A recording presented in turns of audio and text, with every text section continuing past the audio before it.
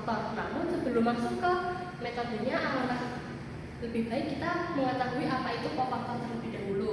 Jadi di sini terdapat definisi, jika A adalah sebuah matriks persegi, maka minor dari entry A, I, J dinotasikan dengan N, I, J dan didefinisikan sebagai determinan dari submatriks yang tersisa setelah garis ke I dan kolom ke J.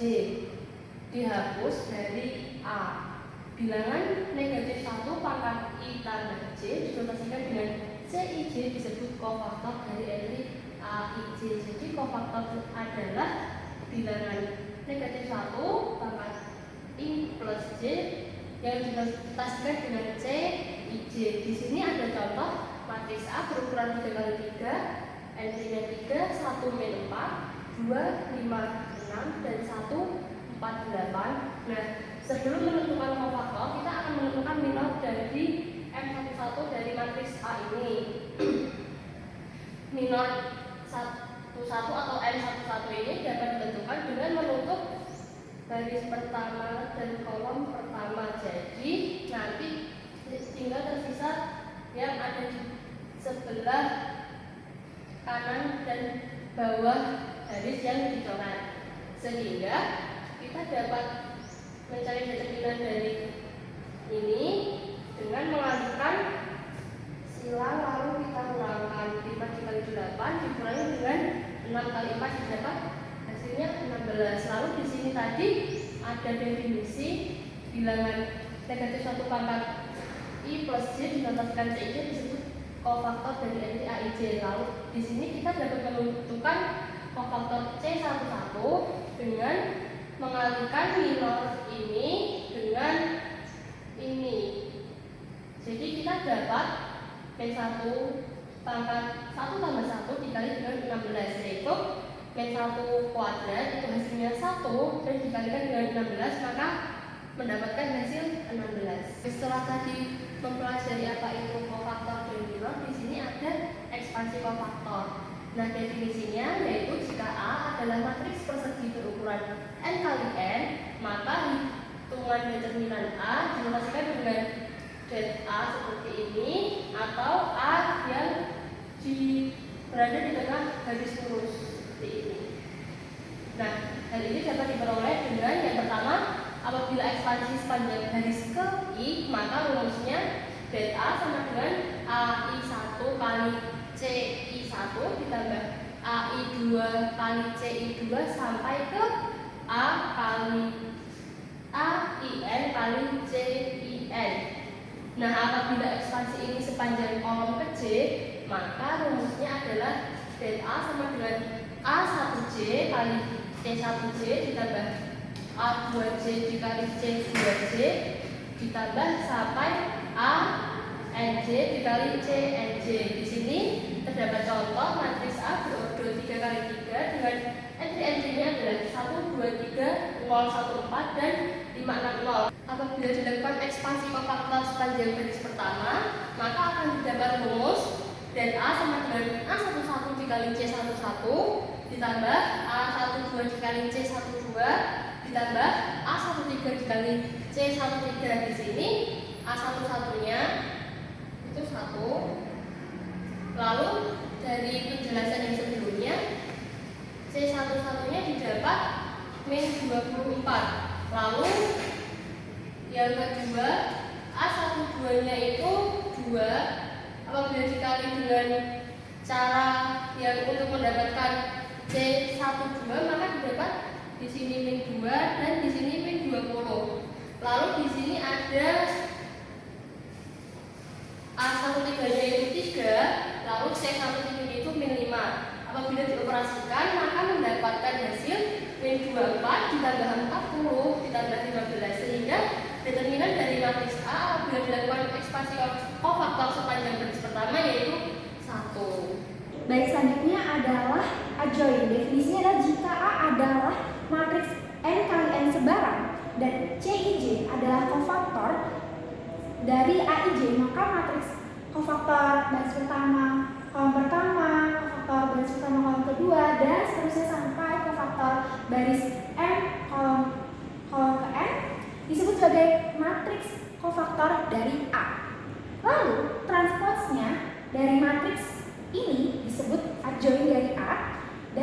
sebagai adjoint A. Contoh soalnya adalah misal kita memiliki matriks A dengan entry 3, 2, min 1, 1, 6, 3, 2, min 4, dan 0. Lalu kita bisa mencari kofaktor dari A, yaitu kofaktor baris pertama, kolom pertama, seperti ini. 6 dikalikan 0 dikurang 3 dikali min 4 sama dengan 0 dikurang 12 sama dengan 12. Dengan cara yang sama kita dapat menemukan kofaktor baris kedua kolom pertama, kofaktor baris ketiga kolom pertama, kofaktor baris pertama kolom kedua, kofaktor baris kedua kolom kedua, dan selanjutnya. Jadi matriks dari kofaktornya ini menjadi seperti ini. Lalu bila ditranspos baris menjadi kolom, kolom menjadi baris, akan menghasilkan adjoint A dengan entry 12, 4, 12, 6, 2, 10, 16, 16, 16. Oke, pada kesempatan kali ini saya akan menjelaskan tentang penjumlahan, pengurangan, dan perkalian skala pada vektor. Pertama kita definisikan terlebih dahulu apa itu vektor. Vektor itu merupakan kualitas yang terdiri dari suatu besaran, panjang, dan arah.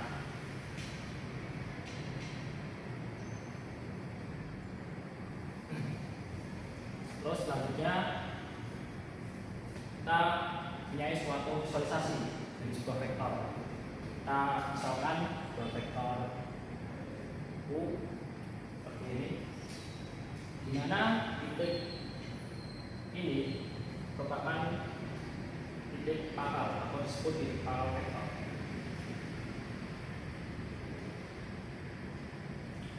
Lalu untuk titik panah ini, sebuah panah ini disebut sebagai titik ujung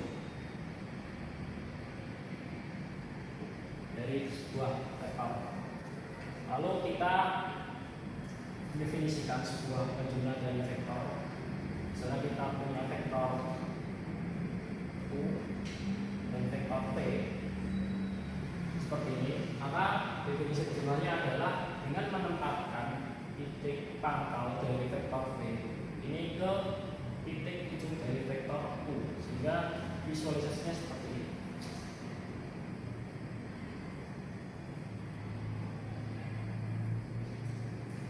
Nah, sehingga panjang U ditambah vektor U ditambah vektor P adalah kita menarik garis dari titik pangkal U ke titik ujung P. Seperti ini. Nah, ini disebut salah satu aturan penjumlahan vektor, yaitu dengan menggunakan aturan segitiga. Kita juga bisa menggunakan aturan lain, yaitu aturan paralelogram atau susunan beda. Sehingga kita misalkan vektor U-nya, ini vektor V-nya seperti ini. Kita menempatkan titik pangkal dari vektor V diikuti dengan titik pangkal vektor U, sehingga kita buat jarak genjang.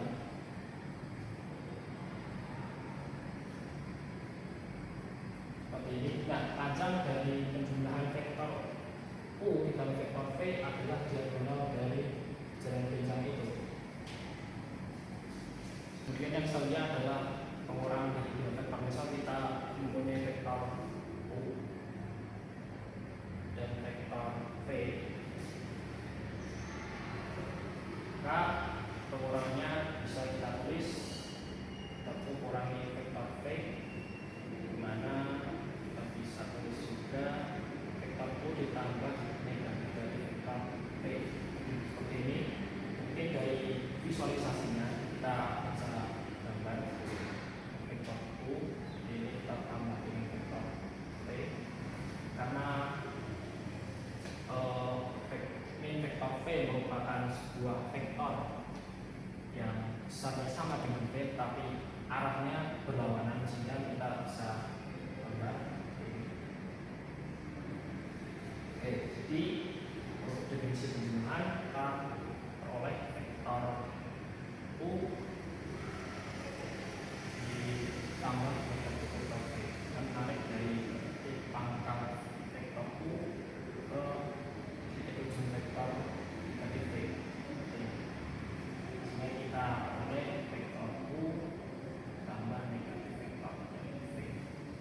kita mempunyai sebuah skala, perkalian skala pada vektor. Misal K adalah skala vektor seperti ini. Misal kita punya vektor A, kemudian kita kalikan semua dua kali, atau kita punya skalanya dengan 2, maka kita panjangkan ini sebanyak 2 kali, sehingga kita peroleh 2 dari vektor A. Dan bagaimana ketika skalanya kurang dari 1? Maka kita bisa memperkecil vektor A ini. Kalau kita misalkan skalanya ada setengah, maka kita peroleh vektor A nya, vektor setengah dari A adalah ini. Selanjutnya bagaimana jika kita menempatkan sebuah vektor ada di dalam koordinat. Misal kita punya sebuah vektor U seperti ini, di mana dia memiliki aksis yaitu adalah U1 dan koordinatnya adalah U2. Sehingga kita bisa notasikan vektor U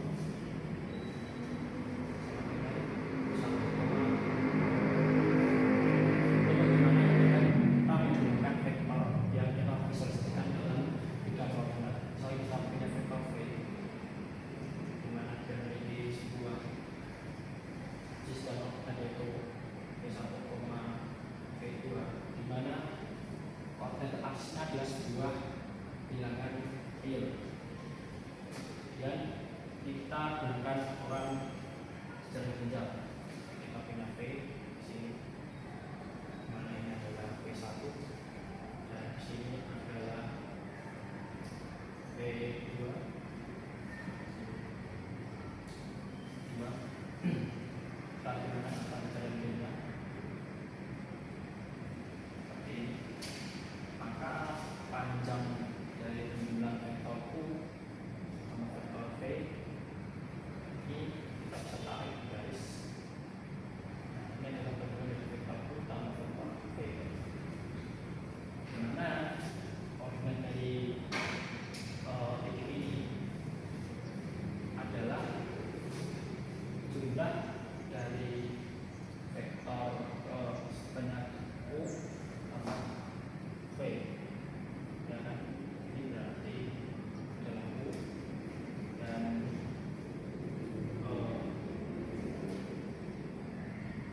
ini sebanyak V. Jadi kita peroleh koordinatnya, yaitu adalah V1 tambah U1, U2 ditambah P2.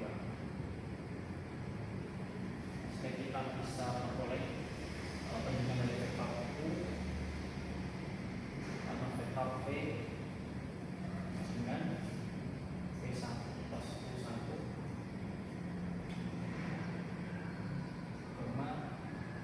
P2 plus U2 seperti ini. Mengapa ini bisa terjadi? Karena kita buat segitiga, kita memperoleh segitiga yang katakan kongruen, memiliki